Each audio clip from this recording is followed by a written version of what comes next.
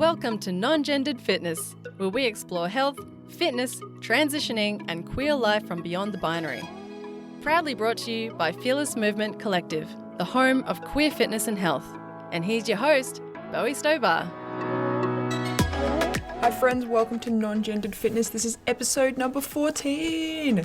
Yes, my name is Bowie Stover, my pronouns are they, them, and I am plopping so excited to have you with me today.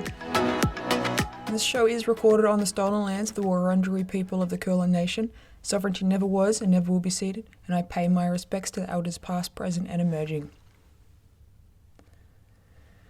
So in this episode, we're going to be taking a deeper look at stretching. We'll be checking out how it benefits our bodies, aids with training recovery, and has huge implications on reducing stress and anxiety. So, why stretch? Stretch is definitely not always comfortable or exciting. It's kind of the unsexy side of training. It's maintenance work for a lot of it, but it's just so important. And even though it doesn't have the same visible benefits as lifting weights gives our bodies, like it doesn't necessarily help us grow muscles, it's so important in keeping them healthy. It keeps our whole bodies functional. See, we could build muscle and build muscle and build muscle if that's what we're wanting to do. That doesn't mean that our bodies are functional. It doesn't mean our bodies are able to do what they need to do, and it doesn't stop us from getting injured. It actually can make it more likely to get injured if we can't move our bodies the best way that we are able to.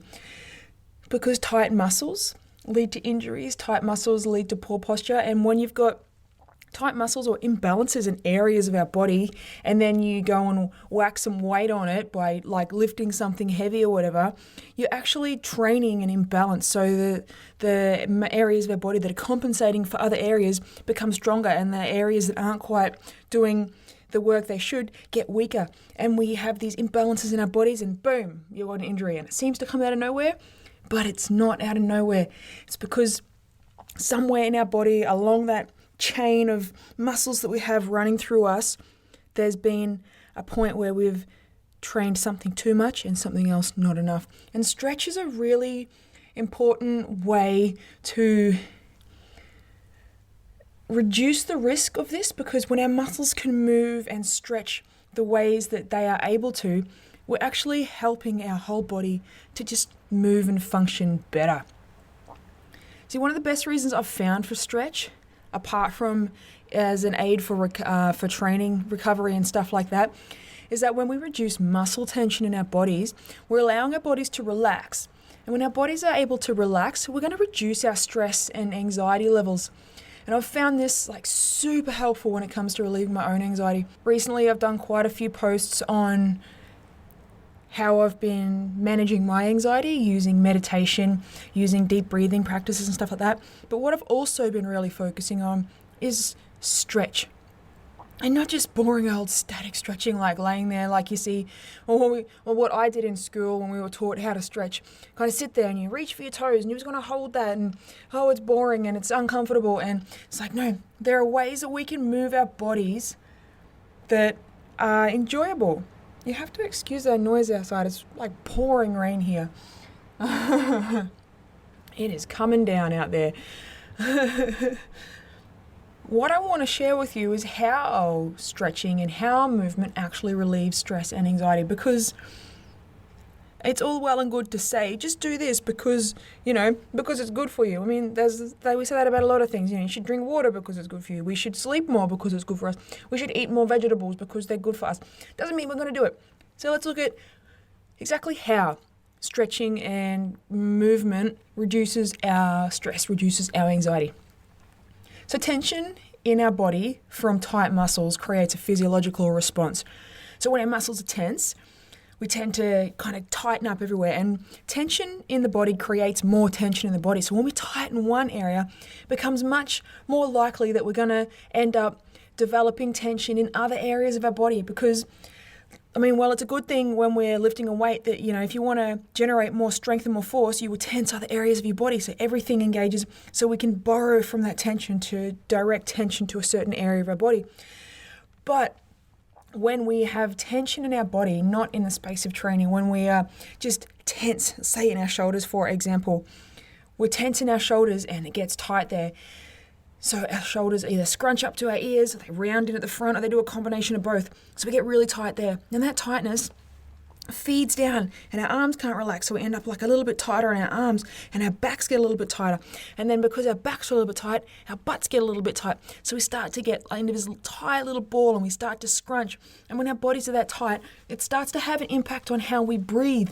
So what happens is when our shoulders get tight, our ribs don't expand and contract as they would if we had more relaxed shoulders. So we start shallow breathing in the tops of our chest, as opposed to breathing deeper, using our diaphragm to allow our breath to fill deeper into our lungs and allow our stomachs to expand and contract with each inhale and exhale. So this tension, combined with shallow breathing, increases our heart rate. And when our heart rate is increased, it creates more tension in the body. And then our heart rate is increased even more. So it becomes this vicious little cycle. You've got tension, heart rate gets, you're breathing shallow, heart rate increases. And then you get more tense because your heart rate increases. And then you breathe even shallower and your heart rate gets even faster. And when our heart rate increases, it creates an anxiety response in the body. I don't know if you've noticed, if you are someone who is experiences anxiety, that when you get anxious, your heart rate immediately starts going faster. It's like boom, boom, boom, boom, boom, boom. And when our heart rate increases, we get more tense. So having an elevated heart rate can cause that physiological response of anxiety, because when our heart rate increases and we tense up all of a sudden, it's like a response. And deep in our brain, we've got that fight, flight, or freeze response. And our brain goes, fuck, something's coming. There's danger. Pump our system with adrenaline. All of a sudden our heart rate is pumping real fast and we're super tense, and then anxiety comes flooding in. And this response, when there is no direct physiological threat or danger to us, increases our physical stress levels and our stress hormone levels, which is cortisol. So when we have this response, anxiety, increased heart rate, more tension, cortisol response, where we have an increased level of cortisol in our system, it elevates our stress and it perpetuates this cycle, because when we've got elevated stress hormone response, it's much harder for our bodies to relax, because our body's in this constant state of kind of low-key freaking out in the back of our head, thinking that something is going to harm us, when it's all influenced by this tension and this elevated heart rate and this physiological response of anxiety. But when we work on relaxing our muscles, when we gradually stretch ourselves out, allow our muscles to lengthen, allow our bodies to relax, say allow our shoulders to drop down, all of a sudden we can breathe a bit better. And we breathe a bit better, so we gradually reduce our heart rate. And as we reduce our heart rate, means more muscles start relaxing. We can breathe even deeper. We start using our diaphragms more. We start breathing and being able to expand in through our stomach and breathe out and express more air out. And the more we deep breathe, the more our muscles relax, the slower our heart rate gets, and then the more our anxiety levels drop. And as our anxiety levels drop, our stress hormone levels drop as well, because our body goes into this state of like, okay, I'm safe now. Whatever the threat was, it's gone. I can relax. I don't need to hold this tension. I don't need to be breathing fast. I don't need to have these elevated levels of stress hormone in my body. So everything starts to relax. And then as we continue with that stretching and we couple it with intentional deep breathing, then we can really start to work on reducing anxiety, reducing tension in our bodies, and it releases us from that cycle, because it works both ways. When we have tension and shallow breathing, it perpetuates this cycle of anxiety, of stress, of tightness in the body. But at the same time, when we slow our heart rate down, when we stretch our bodies out, when we start to deep breathe, we actually create a different cycle there. It's like the opposite cycle. And I can explain it like that, but it doesn't make it easy. This is not necessarily easy, and especially if you're in a state of anxiety. And I know this from my own personal experience. When you're in that state of anxiety, it can be really hard to be like, oh, I'm just going to start deep breathing and it's all going to be fine, because it doesn't work like that. But when we're in a state that we're not so anxious, when we're not so elevated in our emotions or within our physiological response, even when our in that resting state and our stress is still high, that's when we can allow ourselves to start going, okay, well, I'm not feeling elevated at the moment. What can I do? How can I work on reducing this so that when I do have these responses, they're not as bad? So getting into that practice of stretch coupled with breathing really helps the body to just have a moment to release the tension. Because the more we hold that tension in our body, the harder it is to get rid of it. Because our muscles become used to being in that state of squeeze tight and everything's stressed and everything's really at an elevated level. So what the plop can you do then? Well, there's like heaps of different ways that you can stretch and relax your body. And when I say heaps, I mean heaps. And there's the standard ones of like mobility and flexibility work. There's yoga, there's Pilates, there's movement flows, there's all these different ways. And YouTube is a really great place to start. We've got a library of movements on YouTube that are like super safe. You've got a video of me explaining them in depth, giving you an understanding of how they work, what they're stretching and why it's a good thing or what it benefits in our bodies. And I believe that before anything else, we need to be able to move our bodies as best we can because this is what keeps them safe to do the things that we want to do in life. I've also been running weekly live online stretch classes, which have been affectionately named Stretch Club by one of my crew. And well, that name has stuck now. So twice a week I run Stretch Club where people come along. It's all live, it's online through Zoom. And we just jump in together and we do like a combination of mobility exercises, deep breathing and yoga style movements. And it's just a really chill, relaxing session where you can just move. Even you don't have to have your camera on. A bunch of people don't have the camera on. They just follow along. I work through the whole session, so you're just following along to what I'm sharing. It has a particular focus on incorporating breathing into each movement because how we breathe is a factor in how our bodies are functioning. And it's something that I learned like really early on in my training because when I started training with kettlebells, what I learned was that you can't swing a bell without using breath to give strength to the body. So our breath has such an influence on how our whole body functions. And not only with how much tension, how much force we can generate, how much strength we can engage within our bodies through our breath, but also how well it can relax. Because when we have tension, you can do some diaphragmatic breathing and all of a sudden your muscles are much more relaxed. You're able to move your body so much easier simply from laying and breathing.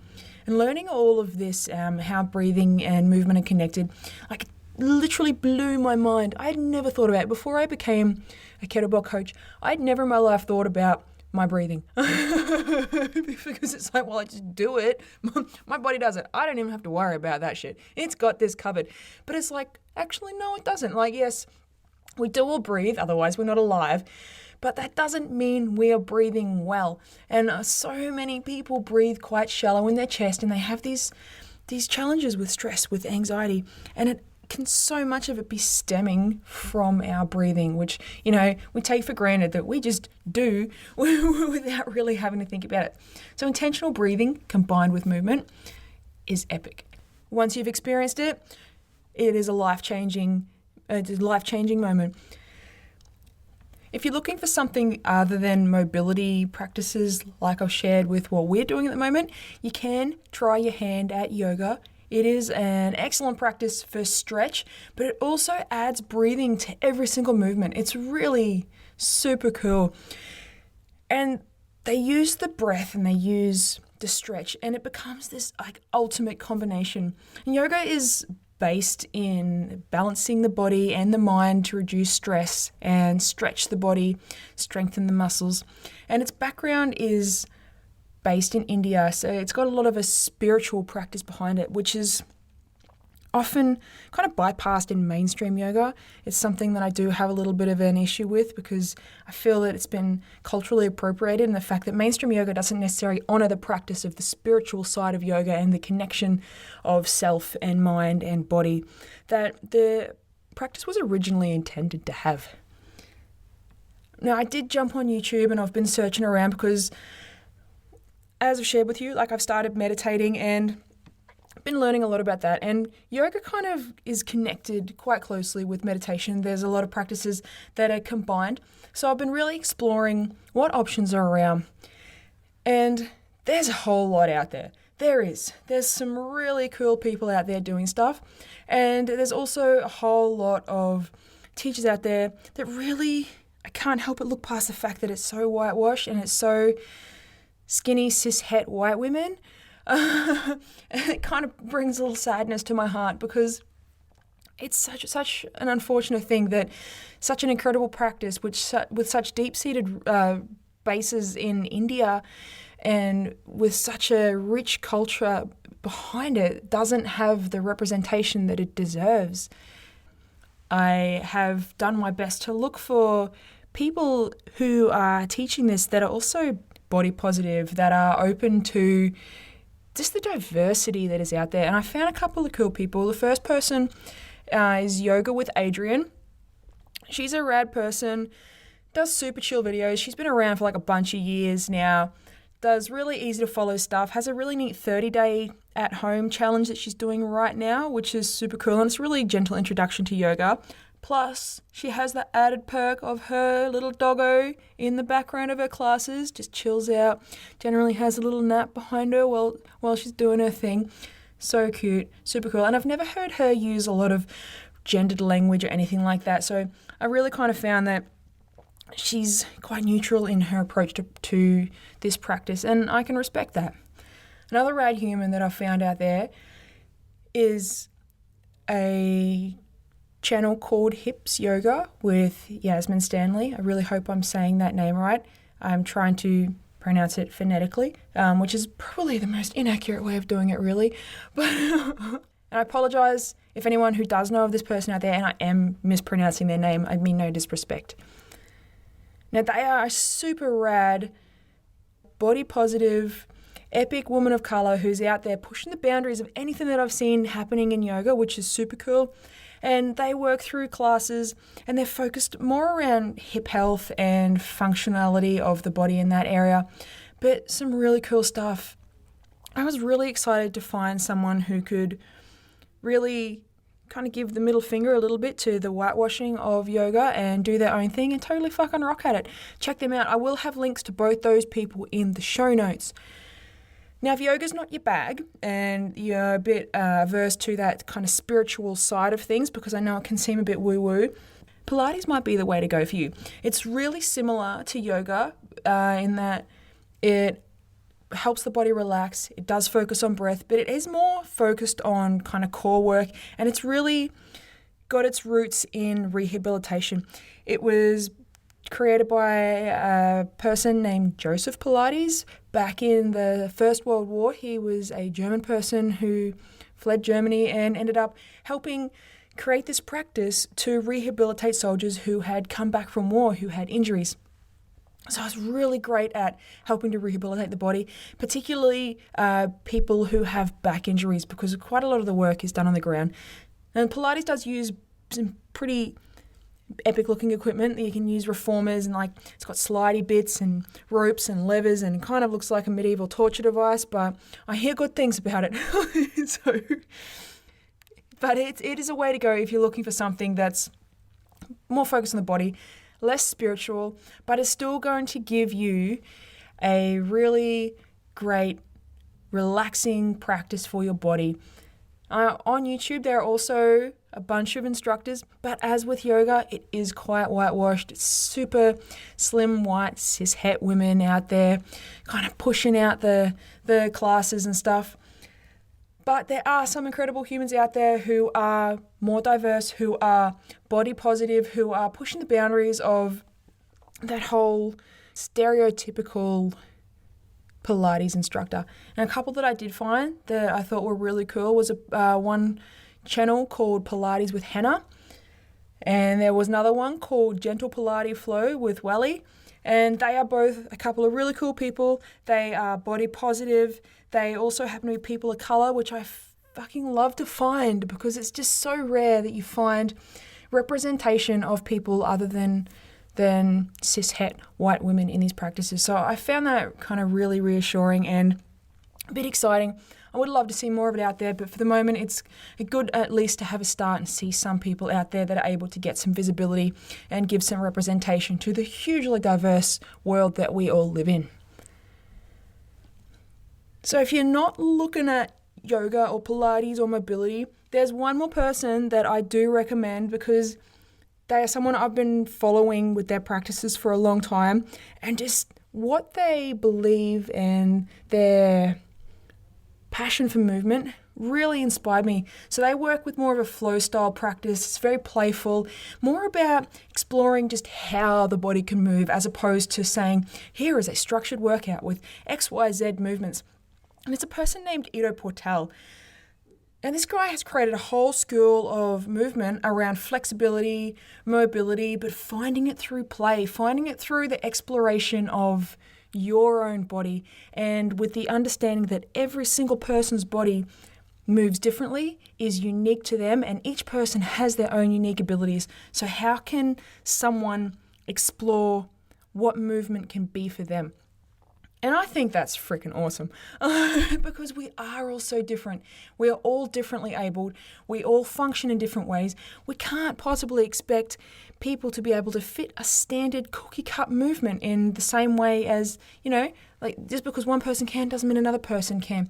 So Ido has created this whole practice of movement that's all about exploring what you're able to do and not being stuck in one system of practice, in one particular style of movement, because there are so many ways that we can move, and it's really freaking awesome to just explore them.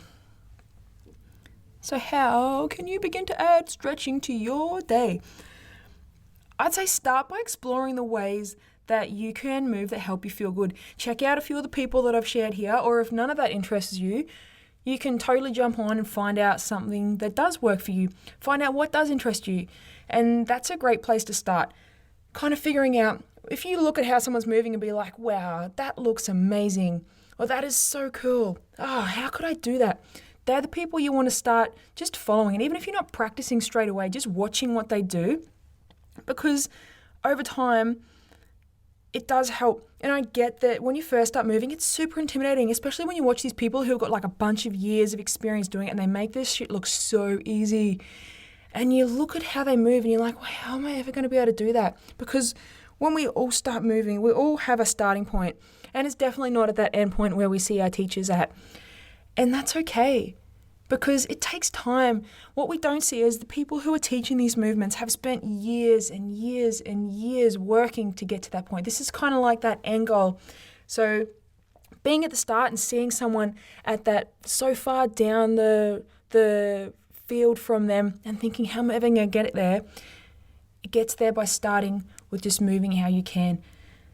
And I know personally, I was there. I've been there. I used to look at my teacher, Sigrun, and be like, how does she move like that?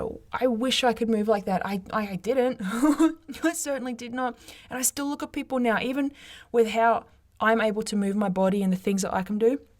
There are so many people that I look at and just think, wow, like I want to be able to move like that, and trying out the movements that they do and feeling weird and awkward and unstable and falling over, but that's all part of it, and it can be fun. Moving doesn't have to be serious, and it doesn't have to be strict and structured and any of those things. And if we put the pressure on ourselves to think that if we start moving then it has to be done perfectly, then it's never going to be fun. It's not. There's no set standard for how you should or can move your body. There is only how you move your body, and your body is unique and it is yours, and you are you, and you are the best person at moving you the way that you can. And just embracing that, because there's no comparison. No one can compete with you being you, because only you can do that and only you can move like you. So approaching movement with the thought that you can move the ways that are amazing and incredible for you. And there is no such thing as perfect. There is only curiosity and playfulness and a willingness to explore what is possible. Because until we start trying those things, we're just not going to know. So finding those people that make you curious about how they're moving and trying to figure it out for yourself, they're the people that are going to help you get started. And you can find all these people like on YouTube. It is one of the best places that you can go to check out so much different stuff. It is such a cool spot because there's so many videos of people who can move in ways that just blow my mind. But it's all possible. It is achievable. Any of us could move in any of those ways if we're willing to explore it and build our ability and build our confidence. So you can check out our stuff on YouTube. You can check out some yoga, some Pilates, a bit of Ido Portal, or a combo. Mix that stuff up. I know when I do my classes, I love mobility practice, but I'm also getting right into yoga and breath work. So I combine all those because they all work. They all connect together. There is not like little barriers that stop movement types from combining. So mash that up. Make it your own. Find what works and just start.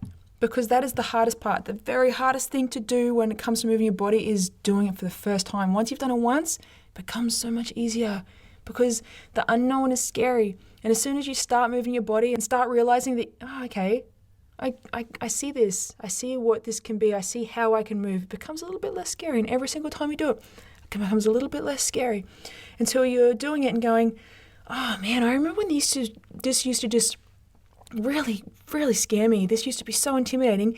And now I'm doing this and I couldn't do that. But now I can. And it's really cool to be able to slowly build up. And at every single session, you can see those little changes happening.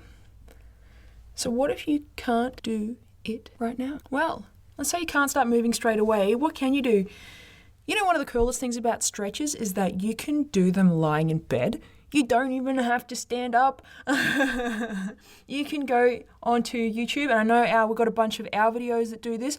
They're just laying down on the ground and you move certain body parts. So if you can't stand up to do this stuff, you don't even have to get out of bed. You can stay there under your blanket, nice and comfy, and you can stretch your body and you can move your body, and it can all start right there. And especially if it's looking at deep breathing. And also link a video to a deep breathing exercise that I've got up on YouTube, because breathing is a great way to start. Say you can't move your body or you're not feeling up to it, start with breathing. Deep breathing will lower your heart rate. It will reduce your stress. It will reduce your anxiety.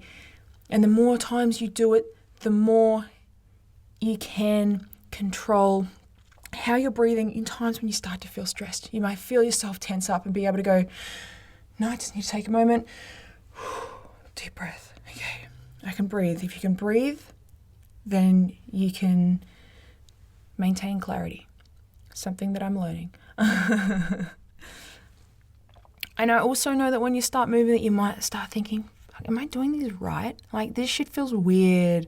And new movements feel weird. And they do. And it can become confronting, because then you might stop because it's like, well, it feels weird and I'm going to stop because I don't know if I'm doing it right. And I get that, because how are you going to know if you're doing it right? And you can watch someone on a video and you can see that, but you can't necessarily see you. And this shit feels weird. And I'm looking at them and they make that look easy. I tell you a little thing. People who are teaching movements will do their best to make it look easy. They will do their best to do the movement to the fullest that they can, because being able to demonstrate a movement well gives you a standard to work to.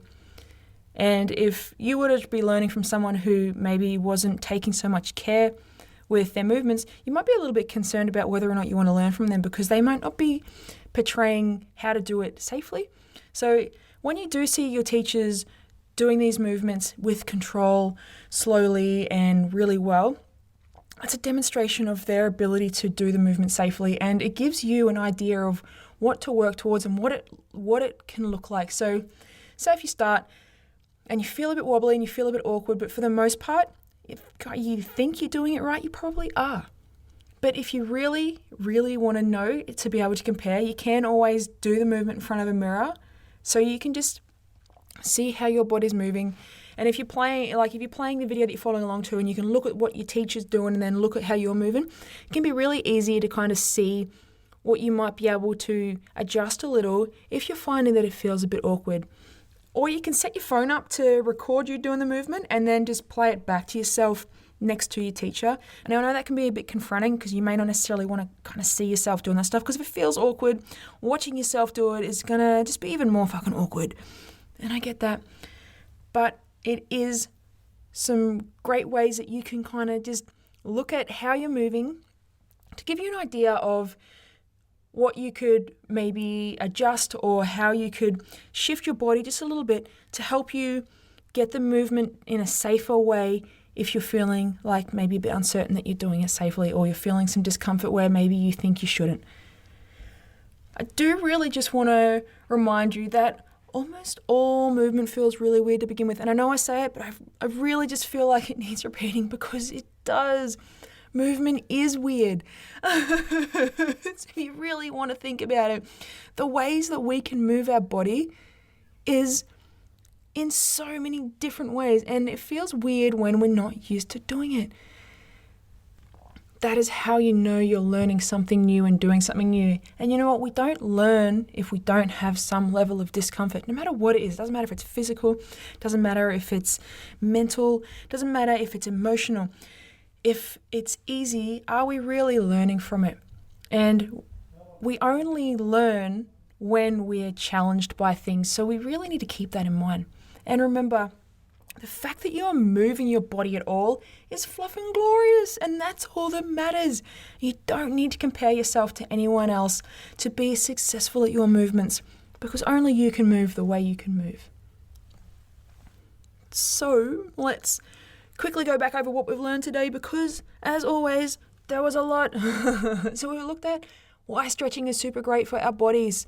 Yes, because we get to move and breathe and relax. And we've looked at ways that you can practice movement, and I have not even come close to listing all the possible ways about how you can move or who can teach you. So please jump onto the glory that is the internet, go down the rabbit hole that is YouTube, and check out the people that are there. Find the people that resonate with you and start to just watch them.